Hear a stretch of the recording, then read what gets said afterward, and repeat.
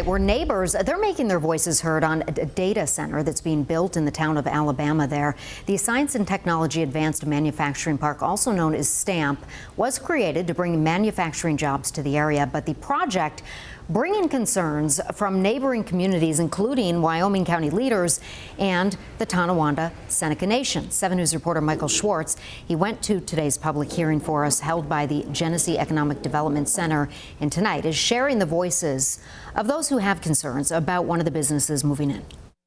I don't know how you accept this. Some spoke through tears at Monday's public hearing in the town of Alabama, all opposing a $3 billion data center that investor groups want to build near multiple wildlife management areas. This affects all of Western New York. Eve Wackett, a wildlife rehabber, drove up from Buffalo. I'm opposed to the STAMP project being built next to and on the wetlands. STAMP is part of an almost 30,000-acre area of wetlands, grasslands, and forest, including the Iroquois National Wildlife Refuge, home to many bird species, including some that are at risk. When I learned about the endangered short-eared owl, I was like, no, this cannot go here. There's too many endangered and threatened species.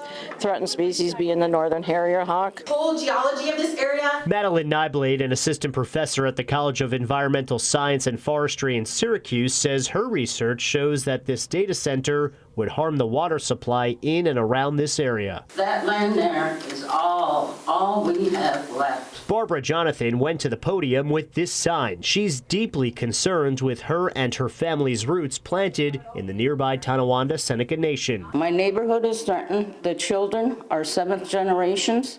Their futures are being impacted. Jonathan tells me she wants future generations to grow up with clean air and good water on the land that means so much to her. Everything that we believe in is tied to the land.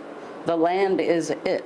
You know, there is no going backwards, because once the land is gone, where do we all sit? And it doesn't mean just for the residents of the Tonawanda Seneca Nation, but also our neighboring communities are also being impacted. The Genesee County Economic Development Center said the data center would create around 105 jobs and bring in more than $200 million in local revenue.